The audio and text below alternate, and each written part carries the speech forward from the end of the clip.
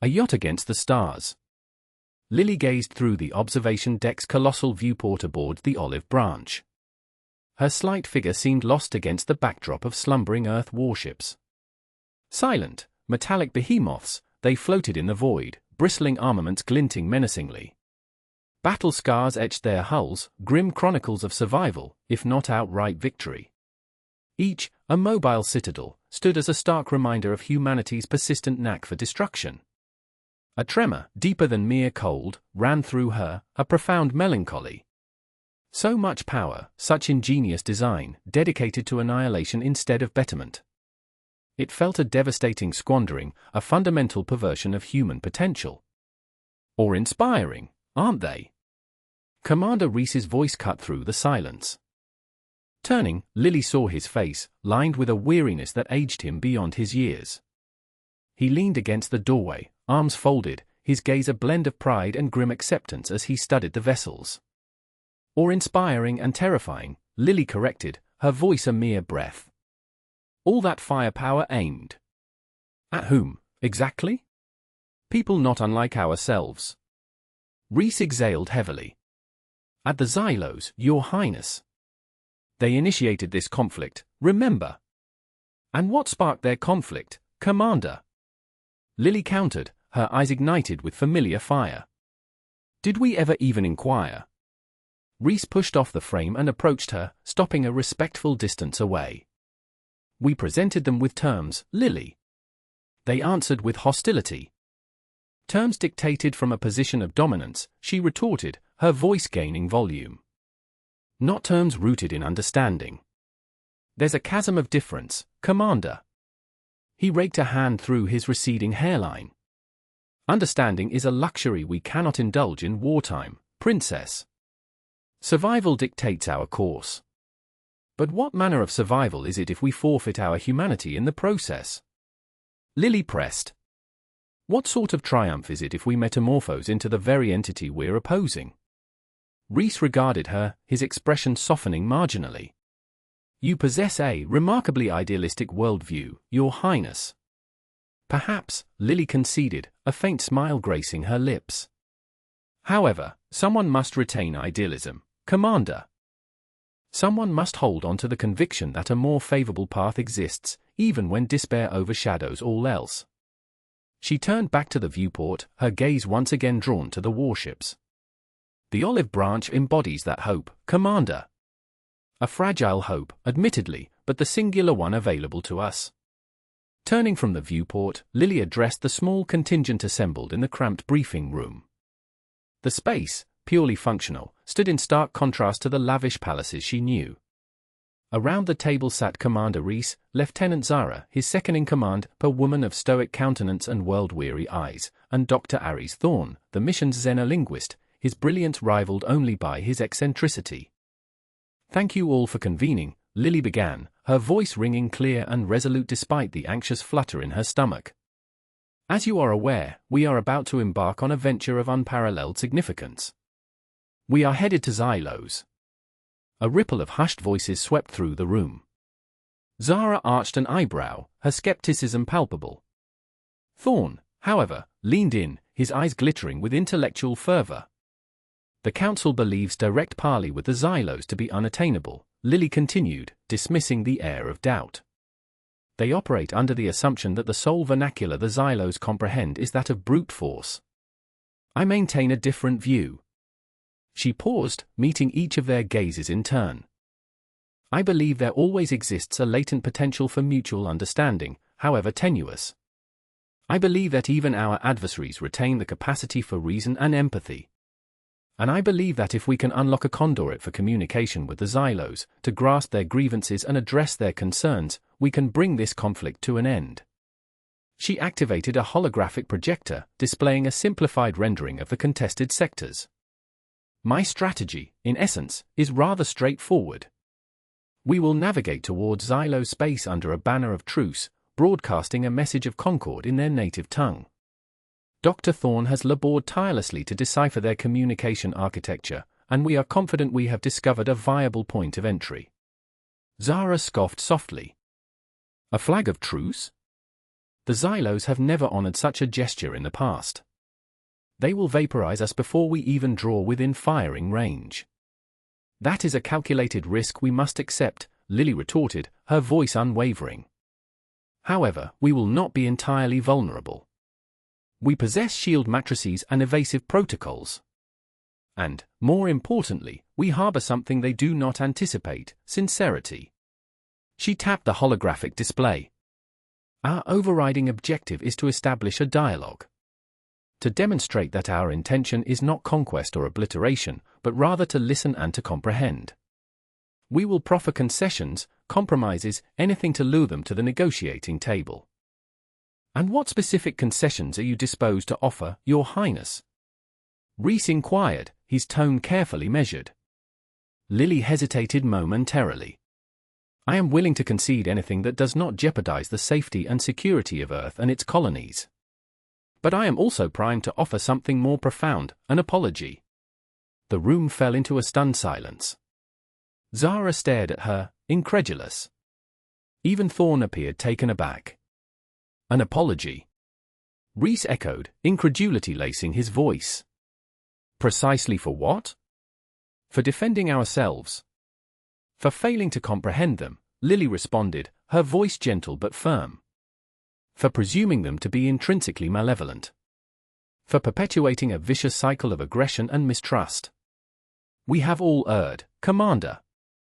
And the inaugural step towards a peaceful resolution is acknowledging our own culpability. The silence lingered, thick and weighty. Lily knew she was asking a great deal of them. She was urging them to discard their preconceptions, to scrutinize their assumptions, to wager their lives on a cause that appeared hopelessly quixotic. Finally, Thorn broke the tension, his voice cutting through the stillness. It is audacious, Your Highness. Utterly audacious. But perhaps audacity is precisely the catalyst required. Zara remained unconvinced, but Rhys offered a slow nod. Very well, Your Highness. We shall follow your direction. However, I must insist upon strict adherence to established security procedures. We cannot afford any lapse in vigilance. Naturally, Commander, Lily responded, a wave of relief washing over her. I place absolute faith in your judgment. The launch bay vibrated with feverish activity as the Olive Branch underwent final preparations for departure. Technicians darted around the sleek, alabaster vessel, conducting last-second diagnostics and alignments. The air crackled with the hum of energy conduits and the snap of static discharge. Lily stood on the boarding platform, observing the proceedings with a blend of exhilaration and apprehension. The ship itself represented a pinnacle of technological achievement, a monument to human innovation. Its graceful, streamlined hull was optimized for peak efficiency in both atmospheric and interstellar transit. Within, it was outfitted with state-of-the-art communication and sensor systems, along with comfortable living spaces for the crew. Despite its advanced features and its lofty purpose, the Olive Branch projected an aura of fragility. It was a mere splinter, venturing into the belly of the beast, bearing a message of tranquility in a cosmos consumed by conflict. A yacht against the starscape, a faint ember of hope adrift in a sea of shadows. As the last checks concluded and the launch sequence initiated, Lily inhaled deeply and stepped onto the boarding ramp. She turned back towards the assembled technicians, offering them a small, reassuring smile. "Wish us well," she uttered, her voice nearly drowned out by the rising shriek of the engines. The ramp retracted, the hatch sealed, and the Olive Branch commenced its ascent. As the vessel pierced the atmospheric veil and climbed into the inky expanse of space, Lily felt a surge of adrenaline. She was abandoning all familiar moorings, voyaging into the unknown, propelled by the unwavering belief that peace remained attainable, even against insurmountable odds. She gazed out at the starlight, a myriad of pinpricks scattered across the vast canvas of the universe. Each pinpoint represented a world, a civilization, a potential. And somewhere amid those distant suns resided Xylos. Her heart hammered against her ribs. The Odyssey had begun. 50 years of fury. Half a century. 50 years died in cerise fire and the hollow boom of destruction. 50 years etched with mourning mothers and children whose first taste was the ferrous tang of dread. Like so many conflicts, it bloomed from a seed of misunderstanding, watered by miscalculation, a sprig of avarice masquerading as justice. The Xylos, beings of silicon whose vessels mirrored slivers of night adrift in the void, were excavating a distant asteroid belt, rich in a vital mineral for their tech. Earth, perpetually ravenous for resources to feed its own progress, staked a claim to the same prize, invoking a dusty, almost meaningless accord. Negotiations frayed. Posturing morphed into menace. Menace ignited into open war. Lily, a babe in the royal nurseries when the first blasts ripped through the heavens, knew only a world scarred by conflict. Her earliest recollections were drills and fortified bunkers, the muted anxieties of adults whispering about casualty tolls and dwindling supplies. While other children mimicked battle with toy blasters, Lily arbitrated peace talks between her plush companions, meticulously drafting treaties in crayon across construction paper. Her father, King Alaric, a man sculpted by decades of command, would humor her idealism with a weary fondness. A worthy dream, Liliflower, he'd sigh, tousling her hair. But the Xylos aren't playthings. They comprehend only might. Lily steadfastly disagreed. Within the royal library, amidst soaring shelves laden with bygone chronicles and shimmering data streams, she consumed histories of past wars, seeking instances where diplomacy had blossomed, where understanding had overruled aggression. She discovered them, like rare gems scattered across a landscape of carnage, and held them close. She immersed herself in Xylos culture, meticulously analyzing intercepted transmissions, translated texts, and simulations modeling their social framework. She mastered their intricate language, a symphony of shaped frequencies and crystalline echoes, practicing in the palace's echoing corridors, yearning to one day bridge the abyss of miscommunication that separated Earth from Xylos. They aren't monsters, father, she would plead during their strained dinners. They are simply different. Their values diverge from ours. We haven't even tried to decipher them. Alaric would lapse into pensive silence, his eyes clouded, haunted by memories of battles past and comrades fallen. You haven't seen what I've seen, Lily. You haven't faced their ferocity. But Lily stood firm. She perceived the war as a relentless cycle of brutality, fueled by apprehension and distrust. A cycle threatening to engulf both civilizations. And she held the unwavering belief that the cycle could be broken. On the olive branch's bridge, Rex, his weather-beaten face illuminated by the console's spectral glow, gazed into the star-dusted canvas. He recalled the war's dawn, the initial shock and fury, the unwavering confidence in Earth's dominance. A callow lieutenant then, thirsting to prove his worth. He'd tasted battle on countless fronts, witnessed the terrors of orbital warfare, the chilling precision of Xylos weaponry. He could still see the Battle of Kepler 186f, a planetary invasion turned bloodbath. Earth's forces had grossly underestimated Xylos' defenses, ending in a slaughter. Rex was a lone survivor, plucked from his fighter's wreckage by a desperate rescue team. He bore the scars, physical and psychic, a lasting testament to the war's merciless cost. 50 years, he rumbled, as much to himself as anyone. 50 years of pouring lives and resources into an endless void. He stole a glance at Princess Lily, standing serenely by the forward viewport, her gaze absorbed by the swirling nebulae ahead. She doesn't know, he thought. She couldn't possibly grasp the depth of this. He recalled the faces of his perished comrades, their laughter and kinship, their hopes and aspirations, all snuffed out in the frigid emptiness. He remembered the desolate vistas of conquered worlds, ravaged by conflict and stripped bare. He recalled the unnerving silence of Xylos' vessels, their relentless advance, their utter absence of pity. How could she possibly entertain the notion of peace with such a foe? Rex had endured too much, forfeited too much, to embrace such naive delusions. Yet, something about Lily's resolute conviction, her quiet mettle, gave him pause. He'd served under countless officers, witnessed a myriad of strategies unfold, but none had possessed the sheer boldness of Lily's proposal. A white flag. An act of contrition. A plea for understanding. It was either the most ingenious maneuver in the chronicles of war or a suicidal endeavor of monumental scale.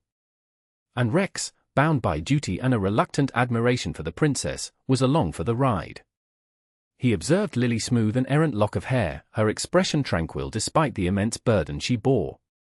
He saw not a princess lost in fantasy, but a leader willing to stake everything on a cause she held sacred. And for the first time in years, Rex felt a whisper of hope, a fragile ember in the cold hearth of his heart. Perhaps, just perhaps, she was right. Maybe there was another way forward. Through the gloom. A tremor ran through the olive branch, the deck plates humming a low song of strain. Lily's grip tightened on the console's edge, her knuckles bone-white. The bridge crew, bathed in the spectral light of holographic displays, worked with fierce dedication. The pinprick stars outside dissolved into a churning abyss. Nebula of gloom, confirmed, Park's voice was a strained wire. The cloak is holding, but drawing heavily on reserves. Estimated operational time, 12 hours at current rate. 12 hours. The steely optimism she often wore faltered. 12 hours to navigate this treacherous region, a cosmic junkyard littered with derelict spacecraft and broken ambitions. The nebula of gloom was more than just a cloud of interstellar debris, it was a maelstrom of electromagnetic disruption, infamous for warped spacetime and, critically, favored by predatory Xylosian patrols. Sensorium is erratic, Your Highness, Ito stammered, brow creased. Phantasmal echoes, gravitational warps. The nebula is tearing at our systems. Rex, arms folded, stood beside her, his expression unreadable. Yet, Lily saw the coiled tension in his jaw, the keen watchfulness in his eyes as he surveyed the bridge. He had opposed this course, advocating for a deliberate, safer path. She had decided against it, convinced the advantage of surprise, aided by the experimental cloak, would outweigh the dangers. Now, facing the swirling murk, doubt pricked at her. Maintain heading, ensign, she commanded, the knot in her stomach tightening. Lieutenant Park, monitor energy output. Rex, stand by. Should the worst occur? I understand, Princess, Rex's tone was curt. No further explanation was needed. If the cloak failed, if they were exposed, his sacrifice would grant her the time she needed to deliver her plea to the Xylos. The ensuing hours became a harrowing game of hide-and-seek. The olive branch edged deeper into the nebula's heart, the oppressive gloom seeming to press against the hull. System glitches multiplied, the phantom signals intensified. A catastrophic shudder silenced the bridge in momentary darkness, before emergency lights flickered to life. Cloaking field down for 3 critical seconds, Your Highness. Park's cry was laced with panic. Diverting power from life support to stabilize. A chill snaked down Lily's spine. 3 seconds. In this crucible, it was an eternity. Then, Rex's voice cut through the tension, a low growl. Life form sighted. Directly ahead. Following his gaze, she stared at the main display. At first, just roiling vapor and static. Slowly, a form materialized from the abyssal cloud, a gigantic, amorphous entity, pulsing with ghostly light. It was beyond anything she'd witnessed, even in xenological archives. Appendages, thick as escort fighters, writhed around a central mass that absorbed and distorted the surrounding light. What is that? She murmured, barely audible. Void Kraken, Rex replied grimly. Vile creatures. Fiercely territorial. And sensitive to electromagnetic fields, even masked ones. The horror drifted closer, probing the void with its tendrils.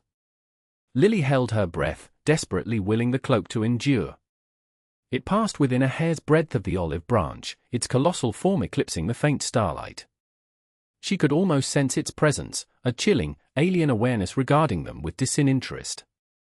Finally, it lumbered on, vanishing back into the swirling opacity. Lily exhaled shakily, her heart a frantic drum. Too close, she managed, her voice trembling. We're far from clear, Princess, Rex cautioned. This is merely a prelude. His prediction rang true. Barely an hour elapsed before alarms shrieked, plunging the bridge into pandemonium. Xylosian interceptor approaching, dead ahead. Ito cried, fingers dancing across his console. They're not acknowledging our identification codes. They are scanning us. Lily's blood turned to ice. The cloak had been breached.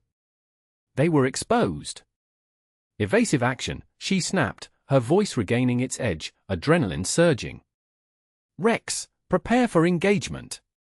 The olive branch bucked violently as Park executed a sharp turn. On the main view screen, the Xylosian warship emerged from the gloom, a sleek, predatory shape, its crystalline hull glinting ominously. It closed rapidly, weapon emplacements glowing with lethal energy. Target lock established, Your Highness. Ito shrieked. We're out of options. Lily knew her duty. She activated the comm system, her voice ringing clear across the bridge. This is Princess Lily, she announced, her tone unwavering despite the gnawing fear. I am unarmed, and I seek peaceful discourse. I request immediate contact with your commanding officer. Silence stretched. The Xylosian vessel continued its relentless pursuit, weapons primed. Lily braced herself, knowing her message might be her swan song. Then, a distorted voice crackled through the comm system, a grating, guttural rasp that sent a tremor through her. Identify yourselves, the voice barked. And state your purpose. Pirates and peace. The silence that followed Lily's attempt to contact the Xylosian vessel felt like a tightening vice on the olive branch's bridge. Rex stood like granite, jaw clenched. Still no reply, Princess. This stinks of ambush. Lily worried at her lip, eyes glued to the main view screen, where the alien craft hung, unmoving. Give them a moment, Rex. They're likely just as blindsided as we are. A jarring klaxon shattered the tense quiet, painting the bridge in frantic crimson pulses. Zara's fingers danced across the comms console. Distress beacon. Xylosian ship, bearing 270 Mark 15. Reporting catastrophic damage. Rex spat a curse. Figures. Just our rotten luck. Lily's earlier apprehension vanished, replaced by a steely resolve. Zara, pinpoint their location. Locked on, Princess. About an hour at our current velocity. However, I'm detecting numerous energy signatures closing in. Scavengers. Rex whirled on Lily. Scavengers? I told you this was a mistake. The Gloom Nebula is crawling with those vultures. They'll gut that ship and slaughter anyone still breathing. We need to cut our losses and run. Lily's gaze hardened. We can't condemn them to death, Rex. They're Xylosian. A rescue could demonstrate our goodwill. Goodwill? They leveled weapons at us, Lily. And scavengers trade in misery, not manners. This is a fool's errand, a death wish. I acknowledge the dangers, Lily countered, her voice even. But the potential gain outweighs the risks. Zara, plot a new course. Maximum thrust to the distress signal. Rex threw his hands up in a gesture of disbelief. You're incorrigible, Lily. Beautifully, maddeningly incorrigible. He strode to the tactical station. Fine. If we're playing knight in shining armor, we're doing it my way. Zara, divert power from life support to shields and weapons. We're going in teeth bared. Zara hesitated, glancing at Lily. But Princess, the Xylosians. They'll comprehend, Lily declared, her gaze unwavering. They must. The olive branch shot forward, the nebula's spectral cloud streaking past the viewport. The ship groaned under the burden of the power surge. Rex barked commands, his frustration now a razor-sharp focus. Nearing the coordinates, sensor readings confirmed Zara's account.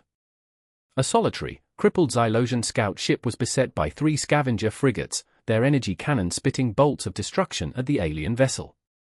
Cloak engaged, Zara announced. The olive branch rippled, vanishing from sight. Rex grinned, a glint of anticipation in his eyes. Time to give these pirates a rude awakening. Lily watched the grim spectacle unfold on the main screen, a knot forming in her stomach. The Xylosian ship was on its last legs, its shield shimmering weakly under the relentless scavenger assault. Rex, Can we neutralize their weapons without inflicting lethal damage? I can attempt it, Princess, but these are hardly sporting types. They'll have backup systems in place. It'll be a delicate procedure. Do your best, Lily urged. We must demonstrate we're not adversaries. Rex worked the targeting controls with practiced ease. Locking onto primary weapon arrays, firing disabling pulse.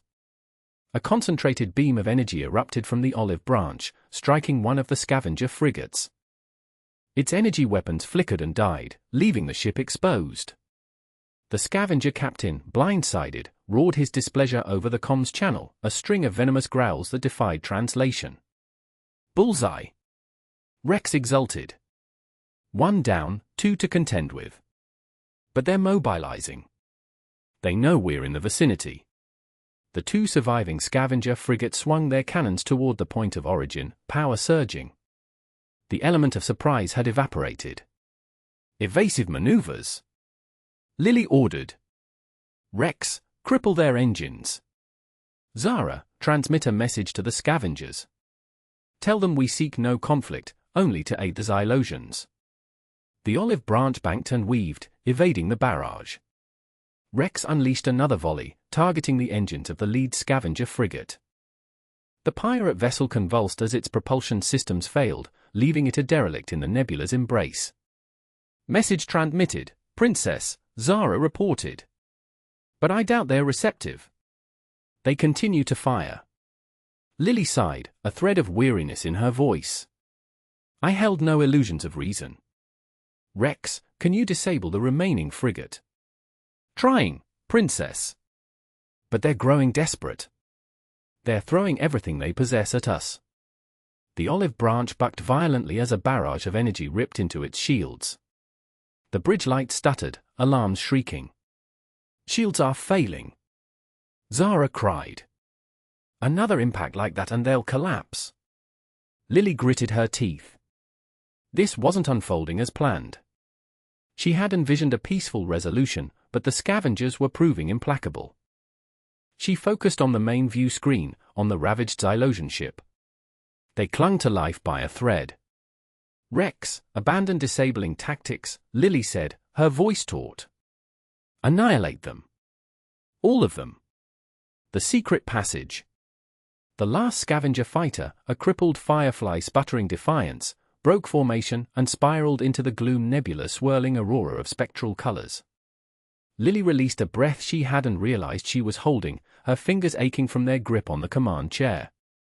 The skirmish, brief but brutal, left a coppery taste on her tongue and a cold dread coiling low in her gut. Status report, she ordered, striving for a composure she didn't feel. All systems holding, Princess, Jax chirped, his hands a blur over the control panels. Superficial hull damage, easily repaired. The Xylosian vessel, structural integrity compromised, life support failing. Immediate evacuation is critical. Lily pushed herself to her feet. No time to lose. Rex, prioritize their transfer.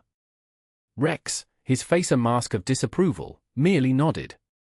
He clearly wanted to protest, to highlight the sheer lunacy of risking their lives for aliens who might well shoot them in the back, but he wisely kept his counsel.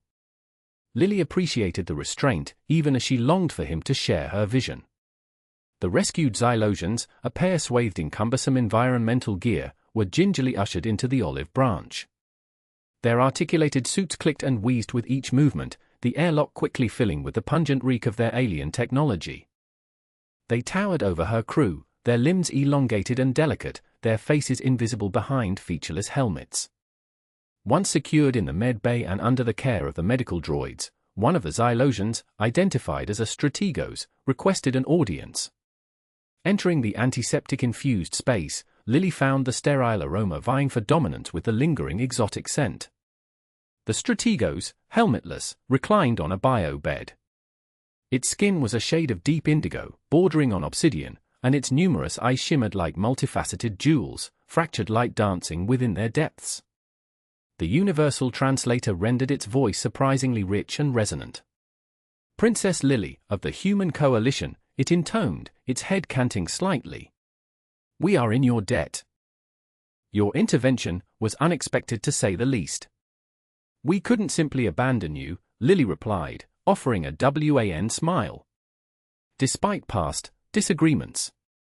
The Strategos paused, its compound eyes seeming to dissect her. The scavengers would have left us with nothing. Piracy is their only creed. Lily's smile wavered. The word hung heavy in the air, a stark reminder of the very reason for her presence. That's precisely why I'm here, she stated, her voice gaining conviction. To initiate dialogue. To foster peace. The Strategos emitted a sound akin to a sigh. Peace, a concept almost alien to this region after so long. The Gloom Nebula has become a graveyard for both our peoples. It doesn't have to be, Lily insisted, refusing to yield.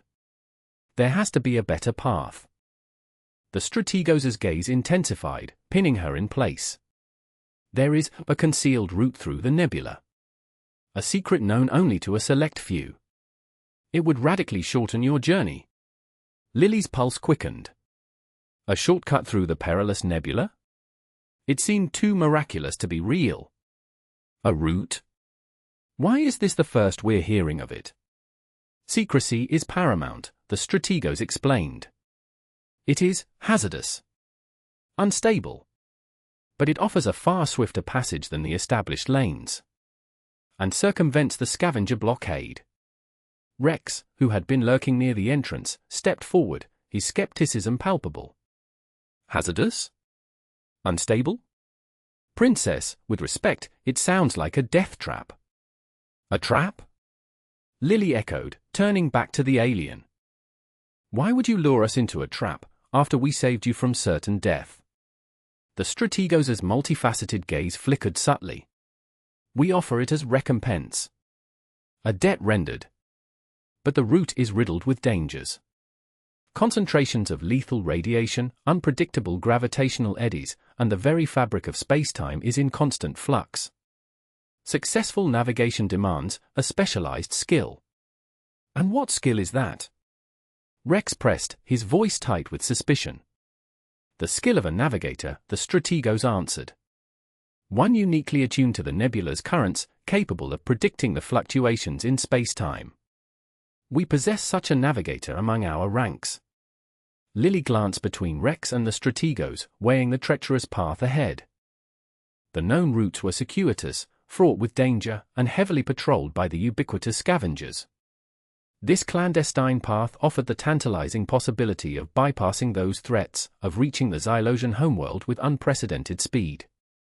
But it was also a perilous gamble, a plunge into the unknown.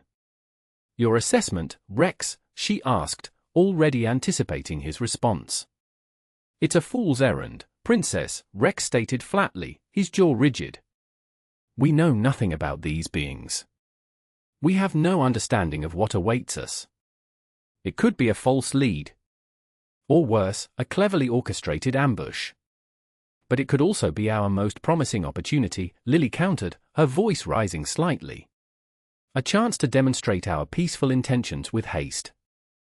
Peace cannot be founded on recklessness, Princess, Rex retorted, a hint of exasperation lacing his tone. Lily sighed. She conceded Rex's point, in a way. Yet, she couldn't shake the deep conviction that this passage was more than merely a shortcut. It was a crucible. A test of her resolve, her faith in diplomacy, her audacity in the face of overwhelming odds. Your reservations are understood, Rex, she said, her voice taking on a steely edge. However, I believe this is a risk we must embrace. We will proceed with utmost vigilance, of course. Comprehensive scans, continuous monitoring for anomalies. But we will utilize this passage. Rex's shoulders visibly slumped. He knew when further argument was futile. As you command, Princess, he conceded, his voice tinged with resignation. But I am doubling security protocols. Maximum shields, unwavering vigilance. We enter this prepared for any eventuality. Lily nodded, offering a grateful smile. I appreciate that, Rex. I ask much, I know. She turned back to the Strategos. We accept your offer. We will navigate the passage.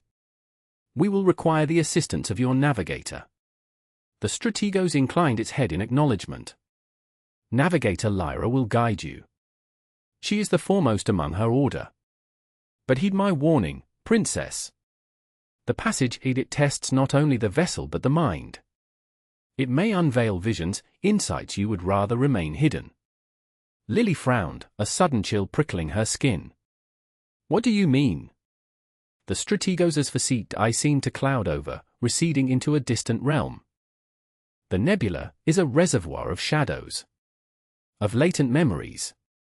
Of haunting regrets. The passage acts as an amplifier. It can prey upon your deepest fears, your most debilitating doubts. Fortitude is paramount, Princess. Unwavering resolve is your only shield.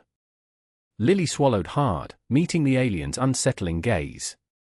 I possess both, she asserted, her voice resonating with newfound conviction. My resolve will not break. The Strategos seemed to find solace in her words. Then may the tides of fate carry you safely through the darkness. As Lily turned to leave the med bay, she found herself grappling with the unsettling sensation of entering a realm far more perilous than she had initially perceived. The Gloom Nebula presented not only a physical obstruction but a psychological gauntlet. The clandestine passage, it was a descent into the heart of shadow, a place where her very essence would be subjected to a brutal test. Unbidden, the memory of the throne room, the deadly dance of torpedoes, flashed through her mind. Achieving peace would demand more than she had ever imagined, and she was very, very far from home. Facing the Armada. The olive branch groaned, a deep vibration shuddering through its hull as Lyra wrestled with the helm. Interference blotted the main view screen, reducing visibility to near zero. Almost clear, Lyra grunted, her voice strained with exertion. Hold tight. The Gloom Nebula doesn't relinquish its grip easily. Lily's knuckles whitened as she clutched the arms of her chair, her pulse a frantic drum against her ribcage. The nebula's oppressive presence clung to the ship, a spectral chill crawling across her skin. She closed her eyes, picturing harmonious accord, a confluence of understanding rather than blazing cannons. Abruptly, the static dissolved. The view screen sharpened, revealing a scene that snatched the air from Lily's lungs. Not the expected void of space, not the distant glimmer of stars.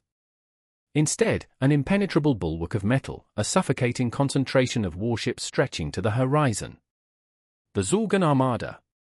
Stars above, Rex muttered, his voice a gravelly whisper of disbelief. He moved to stand beside Lily, his hand instinctively drifting toward the energy weapon at his hip. They're everywhere you look. Lily stared, initial shock curdling into chilling awareness. This wasn't a mere border patrol. This was an outright blockade, a declaration of hostility sculpted from steel and plasma fire. The sheer magnitude of the fleet was staggering, each craft a colossal engine of destruction. Lyra, status! Rex snapped, urgency sharpening his tone. Shields at maximum, weapons disengaged per the princess's directive, Lyra reported, her fingers dancing across the control panel. We're being painted. Multiple vessels have acquired targeting solutions. A cold dread coiled in Lily's stomach. She understood the risks of this endeavor, but this overwhelming force was a harrowing reality check, eclipsing her worst imaginings. Engage the cloak, Lily commanded, her voice surprisingly firm despite the turmoil within. Immediately. Lyra hesitated. Princess, are you certain? It's a significant power drain. If we need to evade. Evasion is not an option, Lily stated, meeting Lyra's gaze. We're here to parley. Cloak us. Make us vanish. Lyra nodded, her motions precise and swift. A low thrum pulsed through the vessel as the cloaking device took effect, bending light and energy around the olive branch, rendering it invisible to conventional detection. On the view screen, the targeting indicators blinked out as the Zorgon ships lost their lock. But Lily knew this was only a temporary haven. The fleet was immense, their technology too sophisticated. They would eventually penetrate the veil. Rex turned to Lily, his face a mask of concern. Princess, respectfully, this is foolhardy. We're sitting prey. We should reverse course while we still have time. Lily shook her head. We've journeyed too far, Rex. Retreat is not an option. This is our chance to demonstrate peaceful intent. Peaceful intent. Rex scoffed, gesturing at the screen.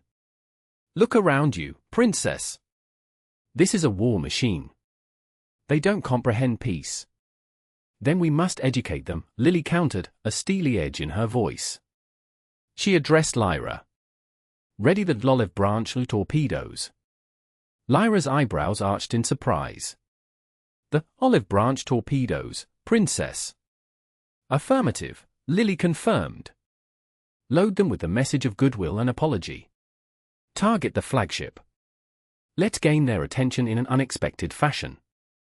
Rex gaped at Lily, his expression a study in disbelief mixed with reluctant admiration.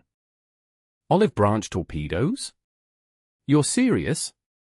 Absolutely, Lily replied, a ghost of a smile gracing her lips. Sometimes, an unorthodox approach yields the greatest results. Rex sighed, raking a hand through his closely cropped hair. All right, princess. You want unorthodox? I'll give you unorthodox. Lyra, initiate a jamming field. Disrupt their communications. Give our little declaration of peace the best opportunity to be heard. As Lyra and Rex attended to their tasks, Lily focused on the view screen, her gaze locked on the monstrous silhouettes of the Zorgan battleships. Each vessel embodied eons of conflict, generations of animosity. She knew her plan was a long shot, a desperate wager. But she refused to surrender hope. She believed that even amidst the darkest malevolence, a flicker of light remained, a spark of empathy awaiting ignition. The olive branch remained cloaked, a phantom ship swimming in a sea of hostile metal. The tension on the bridge was thick, each breath a conscious act, each heartbeat amplified in the oppressive silence. Jamming field active, Princess, Rex announced, his voice low and tight. Torpedoes armed and ready. Awaiting your command. Lily inhaled deeply, her hand poised above the launch activator. This was the culmination. The decisive moment. Launch, she ordered, her voice clear and unwavering. Let's attempt to reason with them, with a generous helping of peace. The olive branch unleashed its unconventional projectiles. Moments later, two small, silver torpedoes broke away from the ship and hurtled towards the imposing flagship of the Zorgan armada. They weren't armed with explosives, but with something far more potent, a message of reconciliation. Spotted! The silence after the launch of the olive branch torpedoes was thick enough to choke on. Every sensor reading, every flickering light on the bridge of the olive branch, screamed of the immense Zorgan armada surrounding them. Lily gripped the arms of her command chair, her knuckles white. Rex stood rigid beside her, his usual stoicism strained with an anxiety he couldn't quite conceal. Any response?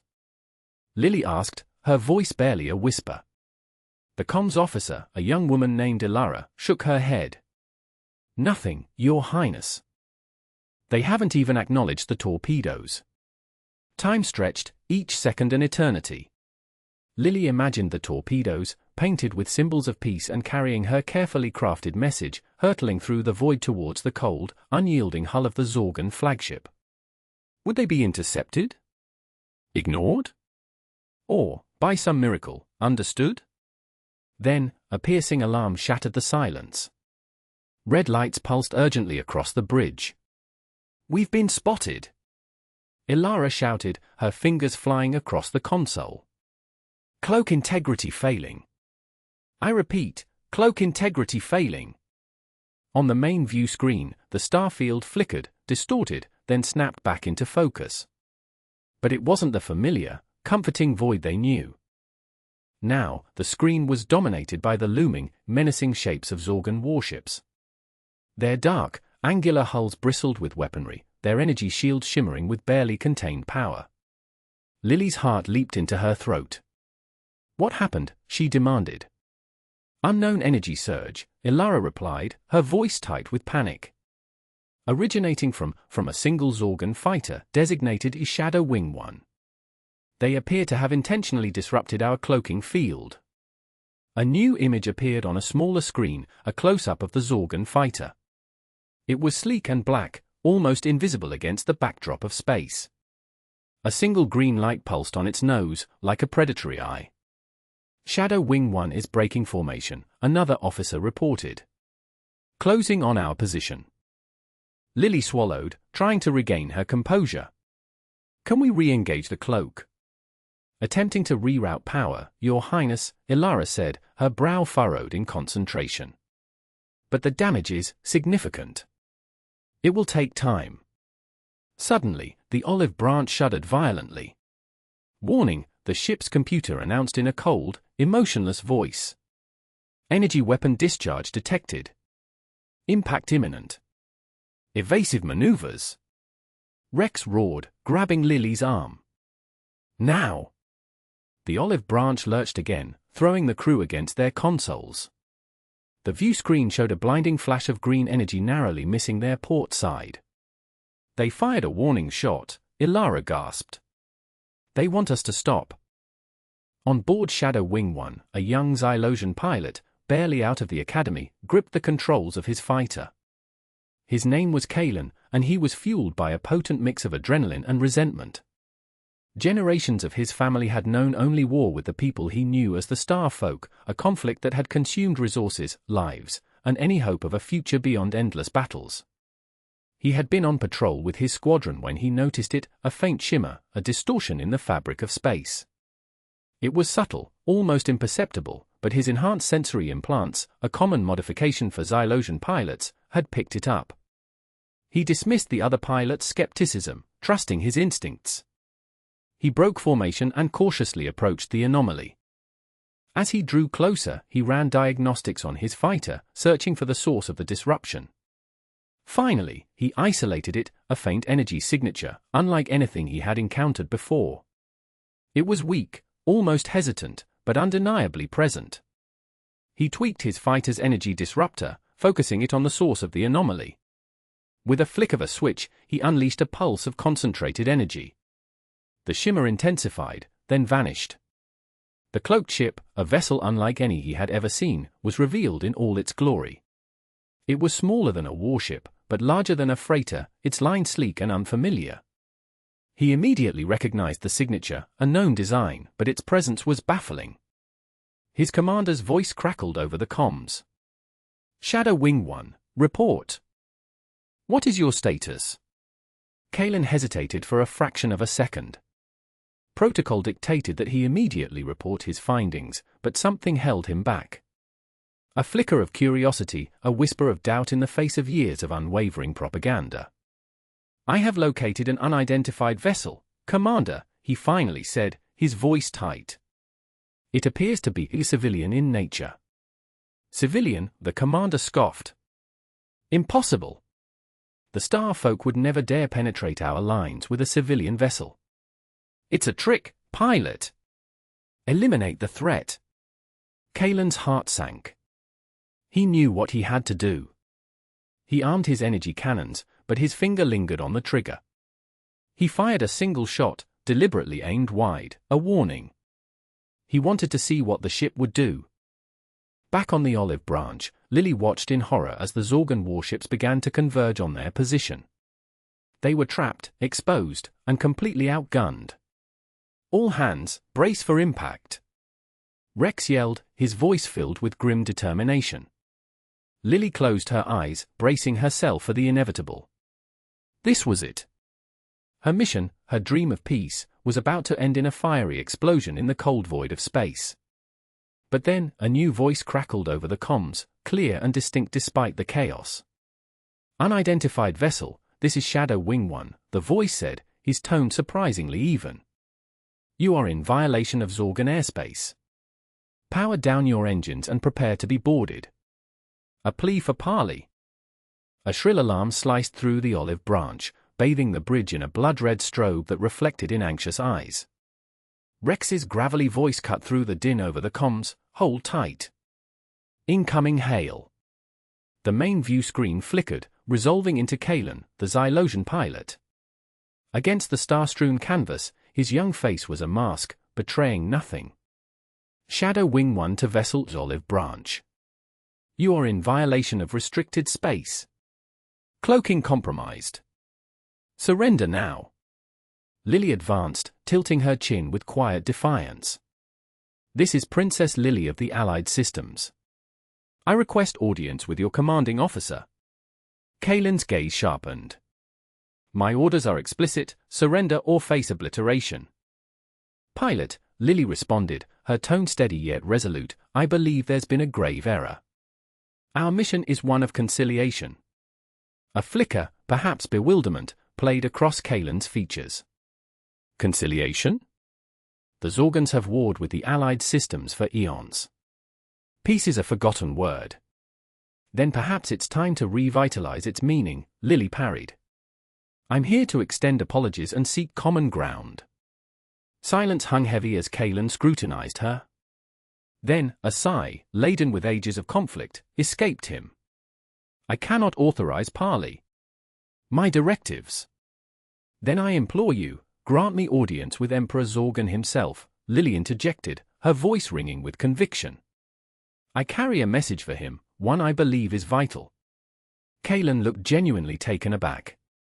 You would address the Emperor directly. He shook his head, incredulous. Unthinkable. He holds no discourse with outsiders, least of all enemies. Then tell him I am no foe, Lily urged, desperation threading her tone. Tell him I bring an olive branch, not a blade.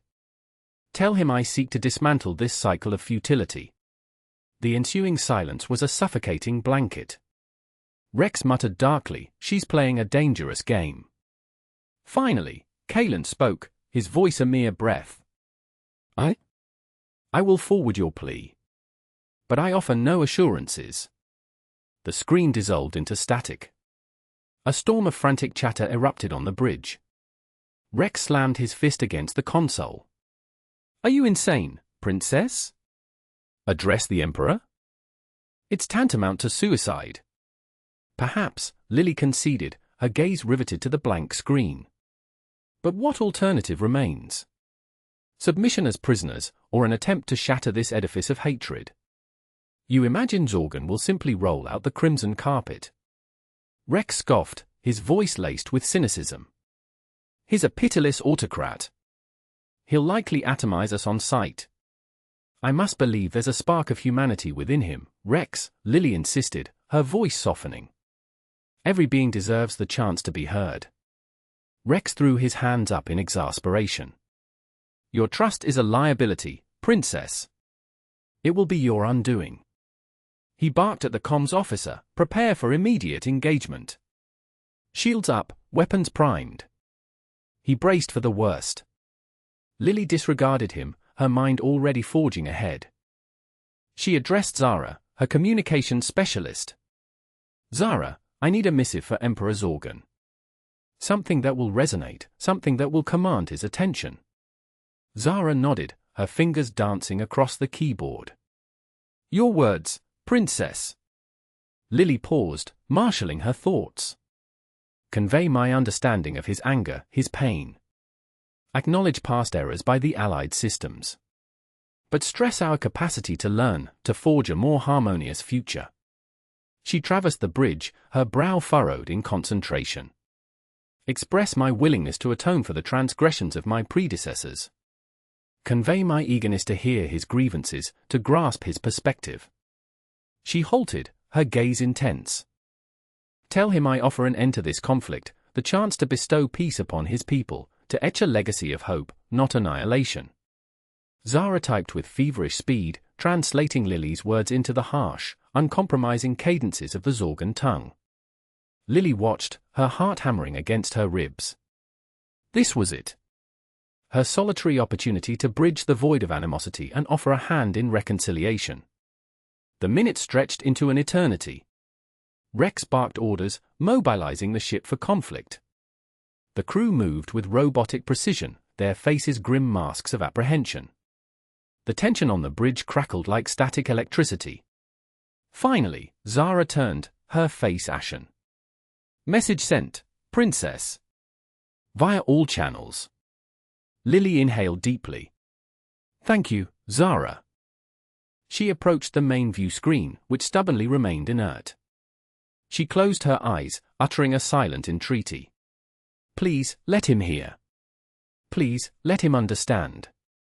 Rex, witnessing the unwavering conviction in her gaze, softened slightly. He placed a hand on her shoulder, his voice surprisingly gentle. Don't raise your hopes too high, Princess. This might all be in vain. I know, Lily responded, opening her eyes. But I must attempt it. I owe it to my people, to the Zorgans, to all who have suffered through this war. Abruptly, the view screen surged to life. The blackness yielded to a vast, palatial throne room, submerged in an eerie emerald luminescence. At the room's farthest reach, enthroned upon a colossal obsidian structure, sat Emperor Zorgan. He surpassed Lily's darkest imaginings. His face was a tapestry of scars and hardship, his eyes glacial and calculating. Encased in formidable armor, his hands gripped the throne's arms, poised to strike. The Emperor fixed Lily with an unwavering stare. You dare address me, Princess of the Allied Systems? His voice, a rumbling growl, reverberated throughout the ship. Lily swallowed against the dryness in her throat, refusing to yield. Yes, Emperor Zorgan. I present the prospect of peace. Into the palace. A deep, seismic tremor answered Lily's plea, vibrating through the olive branch's comms, a sound less like articulated language and more akin to the Earth's core shifting. Then a voice clawed its way through the static, raw, and multiphonic. Zorgan acknowledges. State your identity. Lily's swallow felt like sandpaper. Princess Lily, Allied Systems. I request a summit. Silence descended, a suffocating blanket woven with the thrum of the engines and the crew's hushed anxieties. At last, the voice, edged with something akin to reluctant curiosity, sliced through the quiet. A princess. Seeking audience? With Zorgan? Unravel this incongruity. I wish to atone, Lily declared, steel lacing her tone. For past missteps. Amity is within reach, Emperor Zorgan, and I offer the olive branch. Another torturous beat. Lily could almost feel Zorgan's evaluation, a tangible pressure that threatened to buckle her knees. Then, the seismic rumble again, closer, deeper.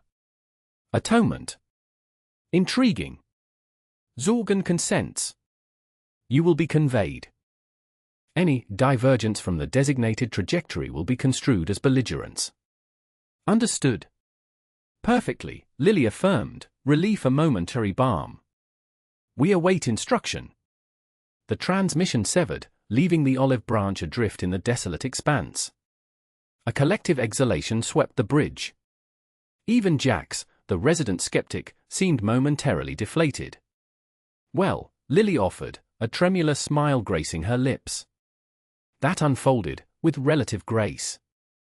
Mere moments later, four Xylosian cruisers materialized, their obsidian exteriors gleaming like polished night in the starlight. They resembled predatory mantises, all severe angles and bristling armaments. No greeting accompanied their arrival, only a silent, implacable escort. The cruisers veered, and the olive branch complied, slotting into a tight formation. The voyage toward Xylos was unnerving. The Xylosian vessels maintained a taut distance, weaponry conspicuously displayed, undoubtedly trained on their charge. The planet loomed, the stark, desolate canvas of jagged peaks and swirling ochre dust. The atmosphere hung thick, heavy, stained with a ferruginous tinge that cast an unsettling luminescence. During their descent, Lily glimpsed sprawling cities carved into the canyons, structures that looked organically sprouted from the very rock. Their architecture was severe and pragmatic, emphasizing durability and strength. Colossal cannons jutted from every vantage, a perpetual reminder of Xylosian might. The olive branch touched down on a vast, obsidian platform bordering the capital.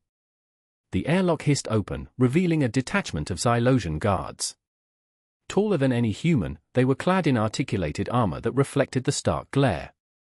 Metallic masks concealed their faces, and their weapons, energy rifles humming with caged power, were leveled without hesitation. Princess Lily. One of the guards intoned, his voice a synthetic monotone. "You will disembark. You and your contingent." Lily inhaled deeply and strode onto the platform, followed by Jax, Ilara, and Kai. The air reeked of ozone and a sharp, metallic tang that stung the nostrils.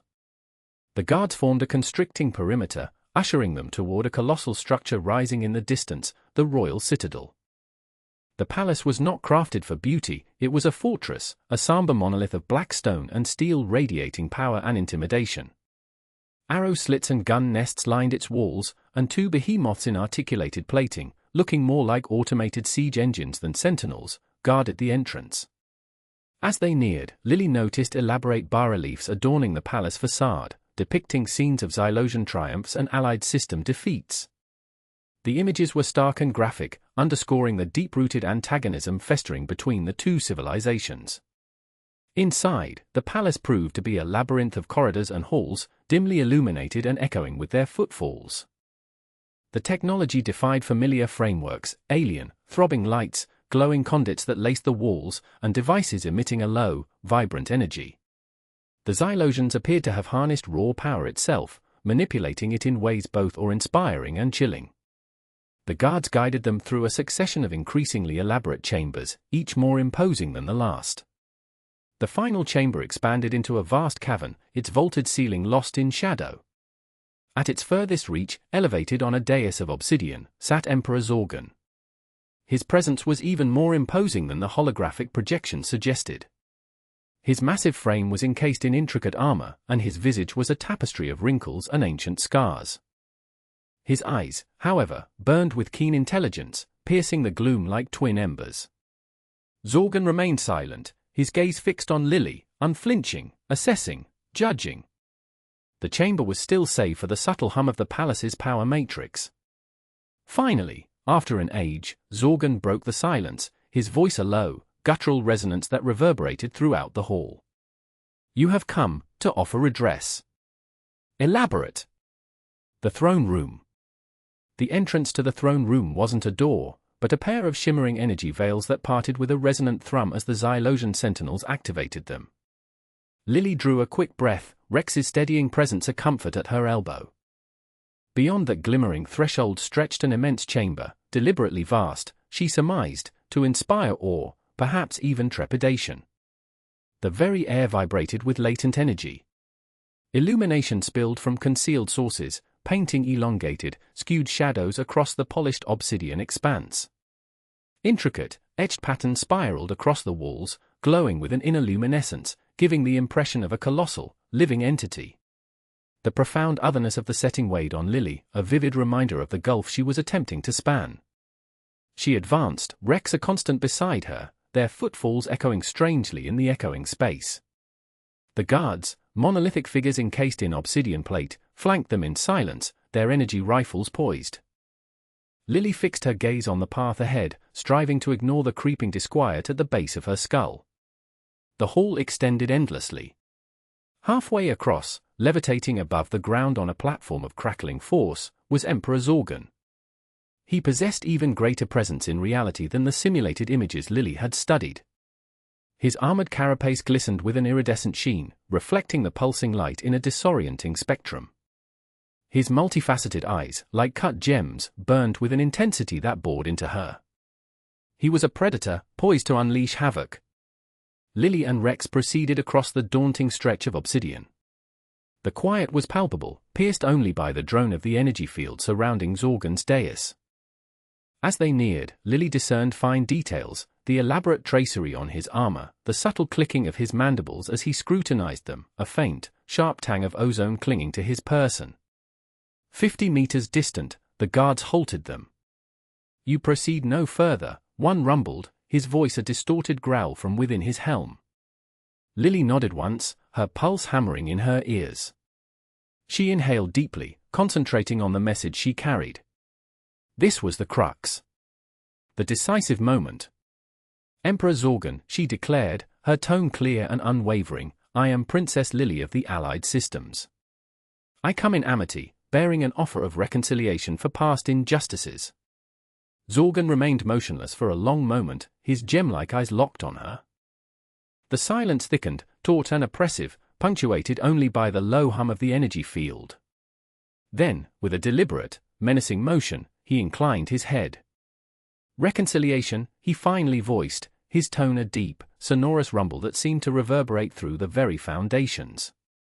A paltry term for the vast abyss of anguish and hardship. Your allied systems have subjected my people to generations of desolation. Lily swallowed, refusing to be cowed. I recognize the magnitude of that suffering, Emperor.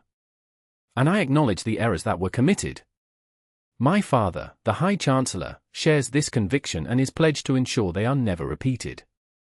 Pledges, Zorgan hissed, the word like corrosive acid. Hollow promises. The Allied systems have offered pledges before. Promises shattered with ease. This commitment is different, Lily insisted, her voice firm and resolute. We are prepared to offer tangible restitution. We are prepared to yield territory. We are prepared to decommission our armaments. Zorgan tilted his head further, his multifaceted gaze gleaming with a feral light. Yield territory? Decommission your armaments. Such benevolence. What, princess, is the quid pro quo for such magnanimity? There is no quid pro quo, Lily replied, meeting his gaze squarely.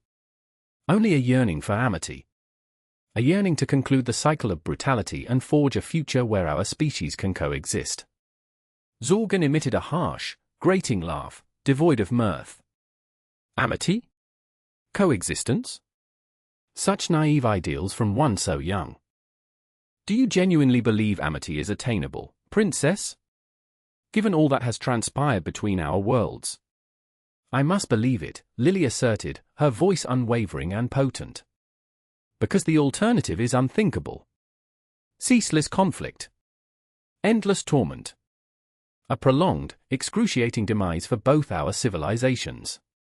She paused, drawing another steadying breath. I have brought a series of proposals, Emperor. Concrete measures that we can enact to initiate the process of concord. I have brought detailed blueprints for economic collaboration, cultural interchange, and collaborative scientific endeavors. Zorgan remained impassive, his gaze unchanging. Lily pressed forward. I have even brought a token. Something that I hope will evince the authenticity of our motives. She gestured subtly toward Rex, who nodded almost imperceptibly. He retrieved a small, burnished sphere from his satchel. This, Lily stated, extending her hand, is a peace torpedo. Zorgan's mandibles clicked, audible in the tense air. One of the guards shifted nervously, his energy rifle twitching. A torpedo. Zorgan echoed, his voice tinged with suspicion. You bring weaponry into my seat of power. It is not weaponry, Emperor, Lily clarified swiftly. It is symbolic. It is filled, not with explosives, but with Earth from our homeworld. Earth cultivated across generations. Earth emblematic of life, development, and aspiration. It also houses a comprehensive archive of our cultural and artistic accomplishments. Earth. Zorgan repeated, his voice laced with disbelief. You proffer me dirt. Not merely dirt, Emperor, Lily responded, her tone resounding with conviction. A symbol of our willingness to invest in a future where our peoples can thrive in unison. A symbol of our commitment to erecting bridges, not bulwarks. She took another step forward, defying the guard's tacit censure. I beseech you, Emperor Zorgan, to consider my proposition. To consider the prospect of a divergent future. A future where amity is not merely a vision, but a lived reality. She paused, her gaze piercing his.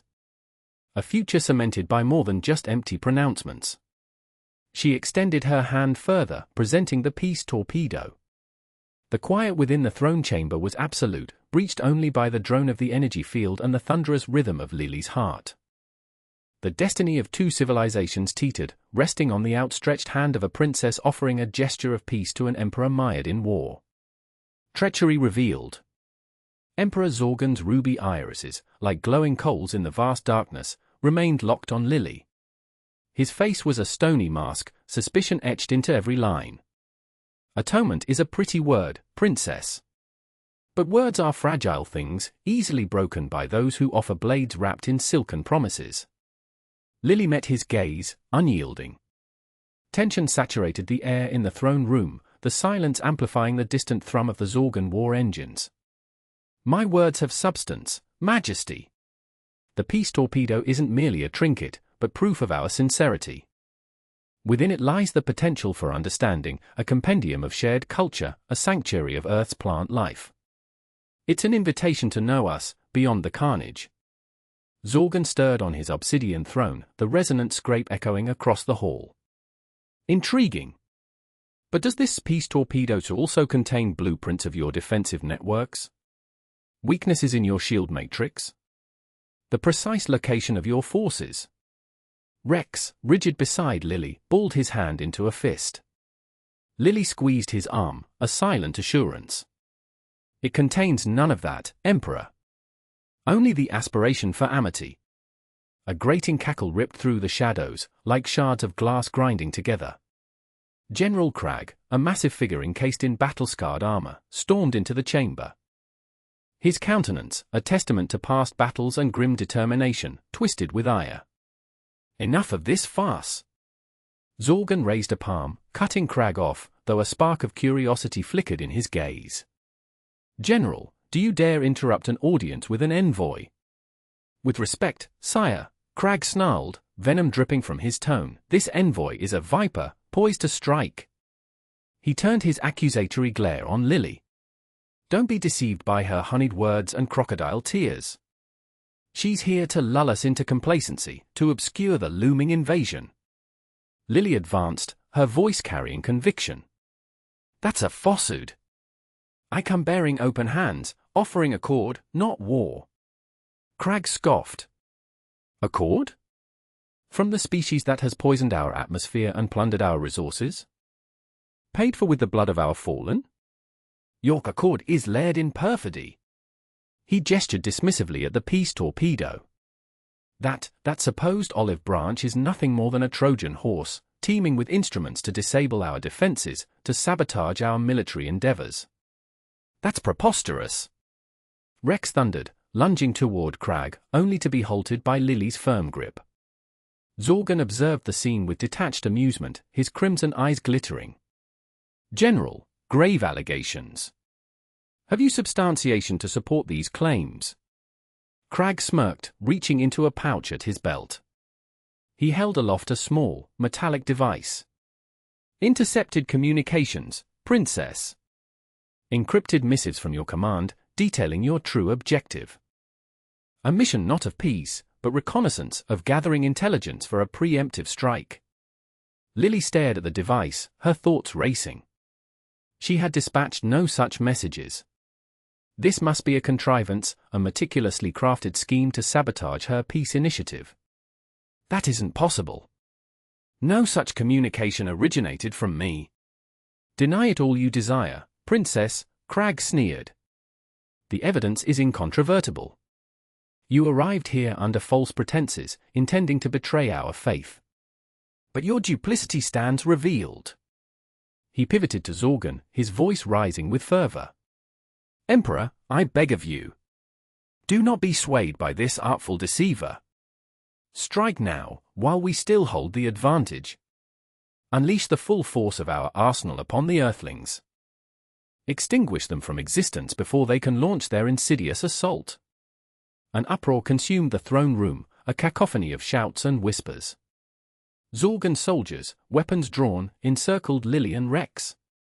A glacial dread seeped into Lily's heart. Had she been naive to place faith in the prospect of peace?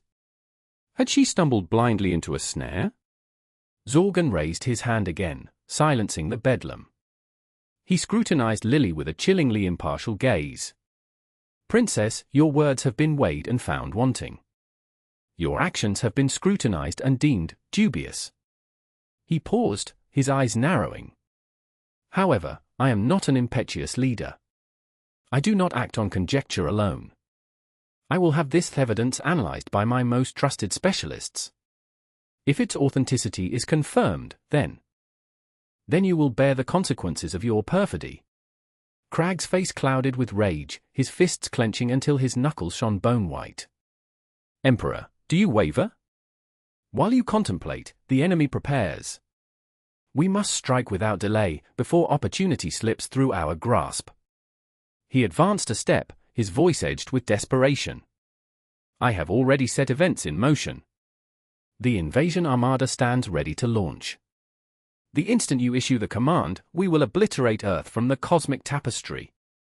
A collective gasp swept through the throne room. The soldiers exchanged furtive glances, their grips tightening on their weapons. Lily's blood turned to ice. Crag had acted independently, defying Zorgon's authority, gambling everything on his own sanguinary ambitions. Zorgon's expression hardened, his ruby irises blazing with fury. You dare to act without my sanction, General? You dare to flout my command? His voice was a low, ominous rumble that sent shivers down the spines of even the most battle-hardened warriors. Crag stood firm, defiance etched on his face. I act in the supreme interest of the Zorgon Empire, Emperor. You are blinded by her chicanery, enfeebled by her deception. I will not idly watch as you lead us to our ruin. He turned to the assembled soldiers, his voice reverberating with conviction. Warriors of Zorgon, I summon you to stand with me. Stand against this treacherous alliance. Stand for the supremacy of our empire. Let us unleash our vengeance upon the Earthlings and seize our rightful place as rulers of the galaxy. A murmur of assent rippled through the ranks, a few soldiers stepping forward to align themselves with Crag. The throne room had become a battleground of allegiances, fractured between the Emperor and his mutinous general. Lily and Rex remained paralyzed in the vortex of the chaos, caught in the crossfire of a power struggle that threatened to ignite a galactic conflagration. Lily apprehended with stark clarity that her undertaking had not only failed, but had inadvertently precipitated an even greater cataclysm. Her innocent faith in the power of accord had been demolished, supplanted by the chilling awareness that some spirits were simply too consumed by animosity to be swayed by rationale. And now, the destiny of two worlds hung suspended by a thread. Peace torpedoes. Lily's breath caught in her throat. Crag's pronouncements, the thunderous approval of the Zorgon ranks, the inexorable pull of events, a landslide of doom.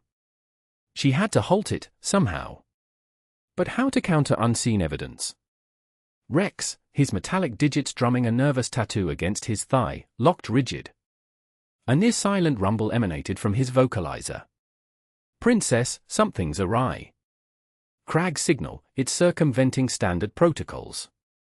Lily's gaze snapped to him. Circumventing? Elaborate. Rex's optical sensors pulsed, a kaleidoscope of data streams. His injecting fabricated commands. Quelling opposition. The invasion force is being redirected, optimized for maximum devastation. His words were sharp, urgent. He wields absolute authority. And the Emperor places unquestioning faith in Crag. A chilling premonition washed over Lily. Crag wasn't merely orchestrating an invasion, he was twisting the entire Zorgon war machine into a blunt instrument of annihilation. We must act, she breathed, scarcely above a whisper. Anything. Rex didn't hesitate. The tranquility devices. Conceived as a measure of last resort. A way to disrupt widespread communication without inflicting physical harm. But they were theoretical. I never imagined. Her voice faded, recalling early schematics, hypothetical scenarios, the fervent hope that had breathed life into their inception. She'd pictured them scattering seeds of serenity, disseminating messages of concord, not this. They represent our sole recourse, Rex stated, his tone flat, yet underpinned with steely resolve. I can breach the launch sequence. It necessitates bypassing Crag's firewall. A perilous gamble. He'll detect the intrusion. Lily clutched the Emperor's throne. Proceed. Now. Rex moved with impossible swiftness. His fingers blurred across his console, a symphony of intricate motion. Lines of code streamed down his internal display, a silent war raging within his circuits. He wrestled against Crag's digital stranglehold, vying for control of the core systems that governed the Zorgan dreadnought. A klaxon shrieked, a nerve-shattering wail that reverberated through the throne room. Crimson lights pulsed, painting the scene in a lurid glow. Intrusion detected. Unauthorized access to armaments grid, a robotic voice intoned, its tone cold and accusatory. Crag spun, eyes like chips of obsidian, his face a mask of fury. "What is the meaning of this?" he bellowed, his gaze laser-locked on Rex. "Traitor! How dare you defy me?" Rex ignored him, utterly focused. "Launch sequence engaged," he announced, his voice strained taut. "Tranquility devices, designated target, Crag Command Nexus. Commencing launch in 3, 2, 1. Barely perceptible thrums resonated through the vessel. From concealed apertures along the hull, smooth, silver projectiles silently detached and pierced the void. They were not ordnance, not in the conventional sense. They lacked the destructive yield of standard weaponry. Instead, they contained a complex matrix of emitters, primed to broadcast a specific frequency, one that would garble and dismantle Crag's meticulously structured command network. Lily watched, her heart hammering against her ribs, as the devices vanished into the inky blackness. The ensuing silence was profound, broken only by the frantic blare of alarms and the low thrum of the vessel's engines. Then, it began. A surge of shimmering energy bloomed from the devices, a silent cascade of light and sound that spread through the celestial expanse. Invisible to the naked eye, Lily could feel it, a tangible tremor that resonated deep within her marrow. On the bridge of the flagship in Crag's invasion armada, pandemonium reigned. Screens flickered, displaying meaningless gibberish. Navigational arrays spun erratically, unable to establish a stable bearing. Communications channels crackled with static, swallowing orders and reports whole. "Report!" Crag roared from the throne room, his face a thundercloud. A Zorgan officer, his uniform disheveled, stammered, "General, we are experiencing severe interference. Command signals are unreadable. The fleet, it's in disarray." Crag's eyes widened in disbelief. His painstakingly crafted invasion, his meticulously engineered coup, was collapsing before his eyes, undone by what? Lily spotted her opening. "Emperor Zorgan," she exclaimed, her voice resonating with newfound conviction. "General Crag has violated your trust. He has launched an unsanctioned assault, flouting your explicit directives. He has manipulated your forces, turning them into mindless automatons. The tranquility devices were designed to safeguard you, to forestall his descent into galactic conflict." She gestured towards the erratic screens, the bewildered officers, the sheer, unbridled chaos that had engulfed Crag's command structure. "Observe, Emperor. This is the fruit of his ambition, his hunger for supremacy. He holds no regard for peace, no concern for the welfare of your people. He seeks only to amplify his own sway, to drench the galaxy in blood." Emperor Zorgan remained impassive, his expression inscrutable. He scrutinized Crag, then Lily, then the chaotic displays that dominated the throne room. He was a warrior, a conqueror, a sovereign who had forged his empire on strength and ruthlessness. But he was also a pragmatist, a strategist who recognized the value of order and dominion. And at this moment, his grip was loosening. "General Crag," he finally pronounced, his voice a low growl. "An explanation is required." The room fell silent, every gaze riveted on Crag. The destiny of the Zorgan Empire, perhaps the very fate of the galaxy, hung precariously in the balance. And Lily knew, with an unwavering certainty, that the coming moments would dictate all. The tranquility devices had afforded her a reprieve, a chance to act. Now, she must seize it. A plea to the soldiers. The tranquility device's success bordered on unsettling. Where once the Xylosian war machine presented a terrifying, unified front, now their vessels resembled a disorganized cloud of gnats. Ships wallowed in the blackness, weapons dormant, their crews lost in some collective reverie. A chilling tableau, it spoke volumes about the power of fractured command. Still, inertia wouldn't carry the day. Lily felt her pulse thrum a frantic tattoo against her ribs, recognizing opportunity's knock. From his lofty perch, Emperor Zargoth, still reeling from Crag's treachery and the abrupt shift in momentum, observed the scene. His Zorgon honor guard remained vigilant, weapons trained on the bewildered Xylosian armada. "Open a channel," Lily directed, her tone remarkably composed despite the maelstrom within. "Broadcast on all frequencies. Xylosian fleet, this is Princess Lily of the Galactic Federation. I seek an audience with your soldiers." A ripple of hushed murmurs spread through the throne room.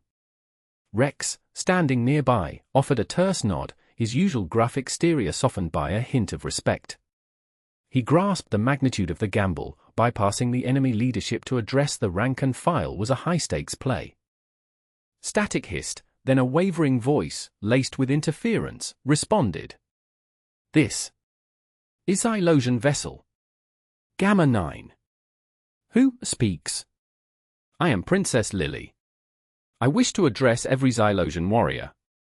Your pilots, your gunners, your engineers, every soul who has taken up arms in this conflict." More crackle. A hesitant chorus of voices, confused and wary, began to clog the comms. "What is this about? A ruse? Who dares?" Lily drew a long breath.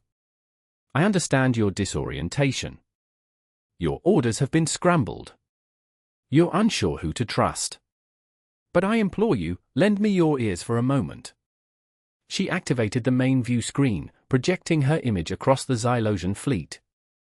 She met their collective gaze squarely, her expression candid and earnest. She was no warrior, no strategist, merely a young woman desperate to quell the flames. "Many of you may know my family as the Federation that was responsible for the destruction of Xylos. I understand your rage and your thirst for revenge. But the Federation has been reborn, and so too have I. The conflict you're embroiled in now is no longer about settling old scores. It is about the ambitions of Crag and those who mirror his hunger for power and control." She pressed on, her voice imbued with unwavering resolve. "Look around you. Survey the carnage. Witness the lives extinguished. Is this your true desire? Is this what you truly champion? I know that beneath the plating of your armor, beyond the rigorous training, you are more than just foot soldiers. You are fathers, mothers, sons, and daughters. You have families awaiting your return, families who cherish you and yearn for your safe homecoming." She paused, allowing her words to permeate the silence. On the view screen, the faces of the Xylosian soldiers swam into view. Bewilderment, uncertainty, and something akin to hope flickered across their visages. "The Federation yearns for accord. We crave understanding. We wish to forge a future where our children are not doomed to perpetuate this endless cycle of brutality. I extend my hand, offering you that future. Cease your hostilities. Lower your weapons. Let us engage in discourse. Let us chart a more enlightened course." Her plea concluded, the silence within the throne room became a tangible thing. She held her breath, awaiting a response. Surprisingly, the first reaction came from a Zorgon. A towering member of Emperor Zargoth's personal detail, his skin etched with scars and his eyes burning with a fierce yellow light, stepped forward. "Treachery," he thundered, his voice reverberating. "She weakens their resolve. She sabotages our triumph." Emperor Zargoth raised a hand, silencing his guard. He had remained fixed on Lily since she had begun to speak. His face was an enigma, an impassive mask concealing the thoughts swirling within. Then, from the Xylosian fleet, a voice cut through the comms. It differed from the tentative replies of before, stronger, more unwavering. "This is Captain Raxos of the Xylosian cruiser Starlight. We have taken note of your words, Princess. We require time for deliberation." Other voices followed, echoing Raxos' sentiment. "We need time to assess. We must engage in discussion. Stand down." For the moment. It was not capitulation, not quite. However, it was a hairline fracture in the wall of animosity, a glimmer of illumination in the oppressive darkness of war. Lily offered a small, guarded smile. "Understood. Take all the time necessary. The Federation stands ready to parley whenever you are. We await your response. She severed the comms link, the silence returning, heavier now, charged with promise. Emperor Zargoth finally broke the silence, his voice a low rumble. You are naive, princess. Your trust is misplaced. These Ilosians are your adversaries. They will twist your words to their advantage. Perhaps, Lily countered, meeting his gaze directly. But perhaps they will also listen. Perhaps they will grasp that amity is a superior path to perpetual conflict. I must try, Emperor. I must maintain faith that some semblance of good remains within them, as it does within all of us. Zargoth scoffed, a sound devoid of warmth. Sentimentality is a liability, princess. A flaw that will lead to your demise. That may be the case, Lily conceded. But it is a liability I am willing to embrace if it holds the potential to save lives. She turned from the Emperor, her gaze riveted on the view screen. The Xylosian fleet remained suspended in the void, their ships inert and silent. The destiny of the galaxy hung precariously, contingent upon the choices of those soldiers, on their inclination towards either war or peace, hatred or understanding.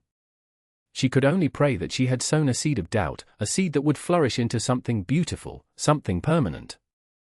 The Emperor's decision.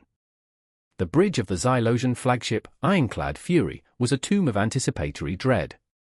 Every warrior, from the lowest-ranking recruit to the highest admiral, stood immobile, their attention riveted on the shimmering holographic projection.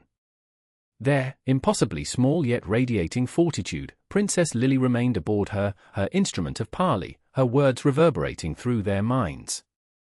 Emperor Zargoth, a being renowned for his psychic prowess and chilling pragmatism, was an enigma. His chitinous face, usually a study in calculated authority, revealed nothing. Only the slight tremor in the tendrils framing his face hinted at the turmoil within. Beside him, General Cragg, his scaled hide gleaming with a film of apprehension, twitched, mandibles snapping in barely suppressed agitation.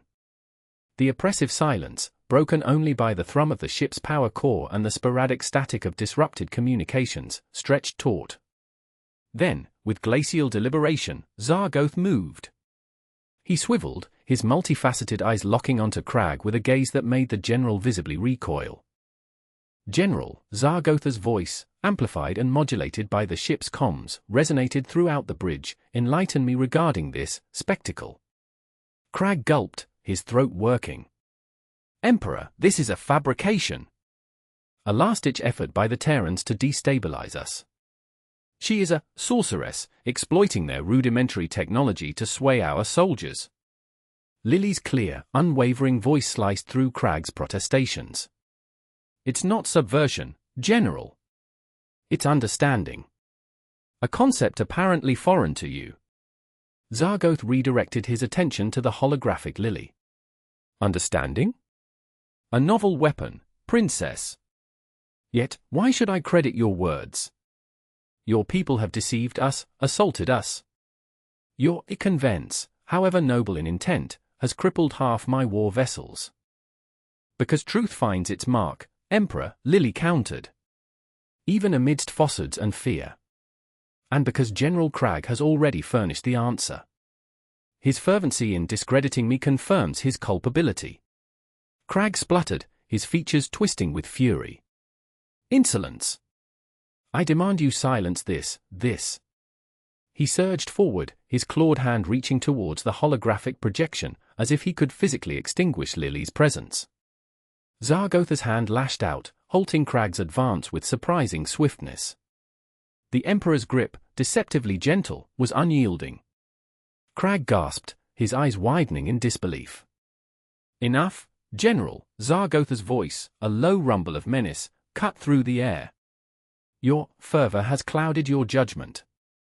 You initiated the attack on the Terran settlements without my explicit authorization. You manufactured evidence of Terran aggression. And you attempted to assassinate Princess Lily, blaming her people for your deceit. Cragg writhed against Zargoth's hold, his eyes darting around the bridge, seeking affirmation from his fellow officers. Yet none dared to meet his gaze. The tranquility devices may have interfered with their memories, but the blatant fear etched on the faces of their comrades painted a portrait he could no longer deny. Doubt, like a creeping poison, had infiltrated the ranks. "Guards!" Zargoth commanded, his voice booming across the bridge. "Arrest General Crag for sedition, treason, and attempted regicide." Two towering Xylosian warriors, their chitinous carapaces shimmering under the bridge lights, advanced, their energy weapons humming with latent power. Crag, realizing his gambit had failed, unleashed a roar of frustration and lunged at Zargoth. But before he could reach the Emperor, the guards subdued him, securing energy restraints around his wrists. As Crag was hauled away, screaming denials and vowing vengeance, Zargoth turned back to the holographic image of Lily. He scrutinized her for a long moment, his expression inscrutable. "Princess Lily," he finally stated, his voice stripped of its previous harshness, "I extend my apologies. It appears I was misled. Your courage, and the stark perfidy of my own general, have given me reason to reconsider." Lily inclined her head, a spark of hope igniting within her eyes. "Thank you, Emperor. Do not construe this as acquiescence, Princess," Zargoth continued, his voice regaining its authoritative edge.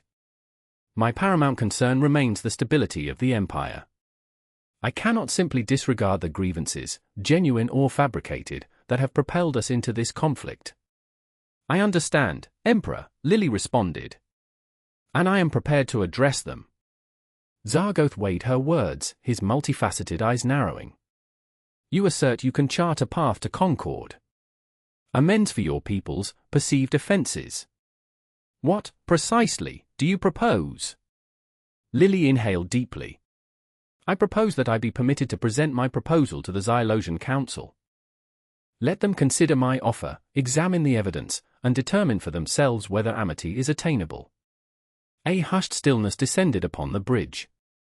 The Xylosian Council was a formidable body, composed of the most influential and powerful individuals in the Empire. Persuading them would be a monumental undertaking. Zargoth turned away from the holographic projection, pacing deliberately across the bridge. He halted before a massive viewport, gazing out at the infinite canvas of space. The distant stars glittered, indifferent to the destiny of the galaxy. "The Council is resistant to alteration," Zargoth said, his voice barely audible. "They are entrenched in tradition, suspicious of outsiders. Swaying them will be arduous." "But not insurmountable," Lily countered, her voice vibrant with conviction. Zargoth turned back to her, a hint of amusement dancing in his eyes. "Perhaps not. Your strategies are certainly unorthodox. And Crag's actions have unsettled them. Very well, Princess Lily. I will accede to your request. I will convene the council. You shall have the opportunity to articulate your plan. But be forewarned," he added, his voice hardening, "should you fail to sway them, the ramifications will be dire." Lily nodded, her heart pounding within her chest. This was it. Her chance. The fate of two civilizations hung in the balance. "I understand, Emperor," she said, her voice resolute. "I will not disappoint you." Zargoth deactivated the holographic projection, plunging the bridge into near obscurity. He turned to his officers, his face once more an impassive mask. "Prepare for our return to Xylos," he commanded. "And dispatch a message to the council. Inform them that I have a guest who wishes to address them." He paused, a flicker of something enigmatic in his eyes. "And ensure that Princess Lily and her instrument of peace are accorded the respect befitting a diplomat. For the present, at least. A vote for the future." The grand hall of the Xylosian Council chamber was a testament to stark efficiency, a far cry from the gilded extravagance of Lily's home. Gleaming obsidian walls met a ceiling crisscrossed with pulsating energy conduits, casting an unsettling, throbbing light. Before her sat the council, their chitinous faces impassive, their multifaceted eyes reflecting the hall's oppressive gleam. Each councillor was a representative of a major Xylosian caste, their bodies augmented with cybernetics reflecting their societal role. Lily stood on a small, raised platform, the holographic display of her peace proposal shimmering before her. The instrument of parley, as her ship was now being called, was docked just outside the chamber, a symbol, she hoped, of the genuine intent she carried. Emperor Zargoth sat to her left, a silent, towering presence. She began, her voice amplified by the hall's acoustics, yet still feeling small against the weight of their collective scrutiny. Honorable counselors, I stand before you not as an enemy, but as a supplicant for peace. I have seen the devastation of war, felt its sting on my own world, and I know that endless conflict benefits no one. She gestured to the holographic display, which showed a rotating image of Earth and Xylos, side by side. My proposal is simple: open communication, a cessation of hostilities, and a commitment to mutual understanding. We offer reparations for the wrongs inflicted upon your people, not as an admission of complete guilt, but as a gesture of goodwill, a foundation upon which we can build a future of cooperation. Lily outlined the key points of her plan: shared technological advancements, cultural exchange programs, and the establishment of a joint planetary defense force, designed not for aggression, but for the protection of both worlds against external threats. She spoke of the potential for trade, the opportunity to learn from each other's strengths, and the enrichment that could come from embracing diversity. A counselor representing the warrior caste, his body encased in a polished chrome exoskeleton, was the first to speak. These are empty words, human. Your species has spilled Xylosian blood for generations. What guarantees do we have that this peace is not merely a ploy, a deception designed to weaken us for a final, decisive blow? His voice resonated with a deep, guttural growl. The guarantee, Lily replied, meeting his gaze directly, is my willingness to stand here, unarmed, before you. It is the risk I have taken, the sacrifices I have made, to bring this proposal to your attention. I offer you not guarantees, but trust. A fragile thing, perhaps, but the only foundation upon which true peace can be built. Another counselor, representing the scientist caste, her mind linked directly to a complex network of data streams, spoke next. Her voice was a synthesized whisper, devoid of emotion. Your technological offerings are intriguing. But we have already deciphered much of your technology through captured vessels. What truly unique value do you bring to the table? Lily smiled faintly. Creativity, innovation, and a perspective untainted by the rigid structures of your society.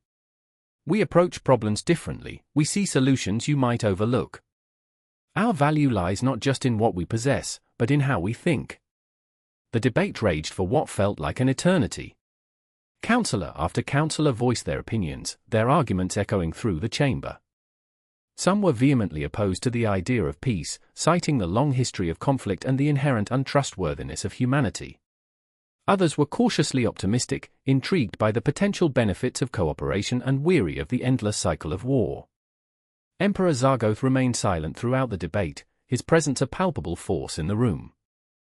Lily could not discern his thoughts, could not tell which way he was leaning. She could only hope that her words, her actions, had planted a seed of doubt in his mind, a glimmer of hope for a better future. Finally, after hours of heated discussion, Zargoth rose from his throne. The chamber fell silent. All eyes were upon him. The time for debate is over, he announced, his voice resonating with authority. The council will now vote. Each councillor will state their position, for or against the proposed treaty. One by one, the councillors announced their votes. The tension in the chamber was almost unbearable. The warrior caste voted against, their chrome bodies gleaming with defiance. The scientist caste voted for, their minds calculating the potential benefits. The merchant caste voted for, seeing the opportunity for lucrative trade. The artist caste, surprisingly, voted for, yearning for new forms of expression and collaboration. The votes were tallied. The result was close, but decisive. A majority of the council had voted in favor of the peace treaty. A collective gasp swept through the chamber. Lily felt a wave of relief wash over her, so profound it almost brought her to her knees. Zargoth nodded slowly. The council has spoken. The treaty is approved. He turned to Lily. Princess Lily, you have achieved what many deemed impossible. You have offered us a path to peace, and we have chosen to walk it with you. But know this, the path will not be easy. There will be challenges, setbacks, and moments of doubt. But if we remain committed to the principles of understanding and cooperation, we can build a future worthy of both our peoples. A formal signing ceremony was arranged. Lily, representing Earth, and Emperor Zargoth, representing Xylos, signed the treaty, a document that symbolized the end of an era of conflict and the beginning of a new age of cooperation. News of the treaty spread like wildfire across Earth and Xylos. On Earth, celebrations erupted in every city, every town, every village. People danced in the streets, sang songs of joy, and embraced each other with tears of relief. The nightmare was over. The threat of annihilation had been lifted. A new dawn had broken. On Xylos, the reaction was more subdued, but no less profound. The streets were filled with a quiet sense of hope, a cautious optimism for the future. Families gathered in their homes, sharing stories of the past and dreaming of what might be. The old ways were changing, and a new generation was ready to embrace the possibilities that lay ahead. In the days that followed, the first exchange programs began. Scientists from Earth traveled to Xylos to study their advanced technology, while Xylosian artists visited Earth to experience its vibrant culture. Trade routes were established, and goods flowed freely between the two worlds. The Joint Planetary Defense Force was formed, and soldiers from both sides trained together, learning to trust and rely on each other. Lily watched these developments with a sense of profound satisfaction. Her journey had been long and arduous, filled with danger and doubt. But she had persevered, driven by her unwavering belief in the power of peace. She had faced down enemies, overcome obstacles, and ultimately succeeded in bringing two warring worlds together. She knew that the peace was fragile, that challenges still lay ahead. But she also knew that it was possible, that humanity and Xylos could coexist, could even thrive, together. And that was a victory worth fighting for. The celebrations continued, a symphony of hope echoing across the galaxy. On Earth, fireworks painted the night sky with brilliant colors, while on Xylos, the bioluminescent flora pulsed with an ethereal glow. The universe held its breath, waiting to see what the future would bring. But for now, at least, there was peace. And in that peace, there was hope.